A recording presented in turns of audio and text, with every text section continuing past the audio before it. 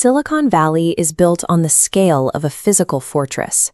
Looking at this complex of glass and steel in California, you see a world completely insulated by sprawling campuses and staggering capital. These companies protect their data through sheer financial force. They pour billions into automated security layers and proprietary AI, operating under the assumption that if the hardware is expensive enough, the environment becomes impenetrable. At 2:13 a.m., that certainty vanished. A path opened through the mainframe's center. There were no alarms and no alerts. The security protocols didn't even register a ripple in the system. The security team watched the logs in a state of paralysis. The intruder moved with an eerie, quiet familiarity, passing through encrypted directories as if they were a public library, and ignoring the files typically targeted for destruction or ransom. As the experts scrambled to respond, they realized their entire tracking suite was effectively useless. The tools designed to monitor the world were suddenly looking at a void. Every attempt to lock onto an IP address dissolved into static.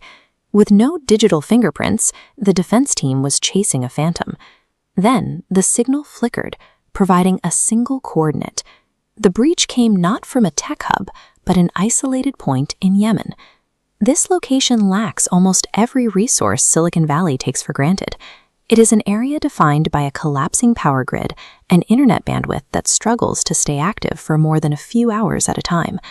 This creates a staggering paradox. How does a lone individual working through a failing infrastructure bypass the most expensive security network ever built?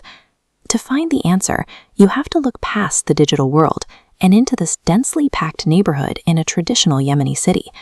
The hacker worked from a room with no specialized cooling or professional support. His primary tool was an obsolete, dusty computer sitting directly on the concrete floor. He spent his childhood physically dismantling discarded hardware. By taking apart motherboards and tracing copper circuits, he learned that data doesn't move through magic. It moves through physical paths designed by people. This taught him to distinguish between the cold logic of the machine and the predictable habits of the people who configure them. He realized that while a system can be perfect, the human administrator is always prone to taking shortcuts or following recognizable patterns. His genius wasn't in outcoding an AI. It was in his ability to wait for the exact moment a human architect deviated from the system's logic. He operated with a level of patience that automated defenses aren't programmed to handle. He sat in the network's periphery for weeks, simply observing. He watched the company's internal workflow until he spotted a single administrative lapse. It happened when a developer, working through a long shift, mistook a spoofed internal link for a standard server update.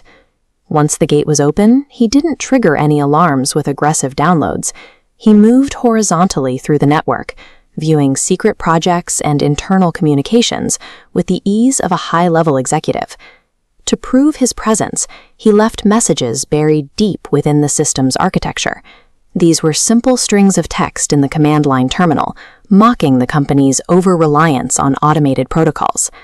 Every time the security team attempted a lockdown, he simply shifted his position.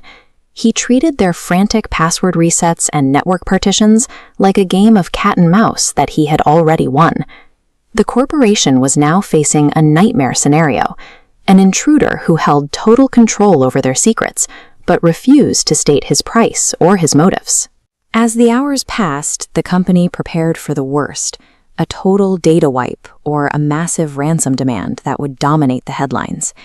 Instead, the hackers sent a single diagnostic file.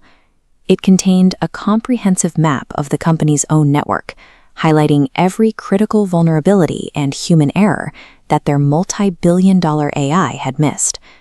The reaction from leadership was immediate chaos. One faction argued for an international manhunt, while another argued that this individual was more capable than their entire security department. He had achieved his ultimate goal. He proved that even the most expensive digital shield is only as strong as the person holding it. Following the breach, the hacker vanished. He scrubbed his digital footprint so thoroughly that he effectively ceased to exist in the eyes of the tracking systems. Today, Industry rumors suggest that some of the security protocols currently protecting global networks were actually adapted from the very patches he suggested. Asymmetric warfare has changed. A single, focused mind can now effectively neutralize a massive corporate infrastructure from across the globe, regardless of physical wealth or geography. The threat doesn't come from another tech giant. It comes from the next person sitting in a dark room with a failing connection, learning to see what the machines are programmed to ignore. In the digital age, power doesn't belong to the loudest or the wealthiest. It belongs to the most patient.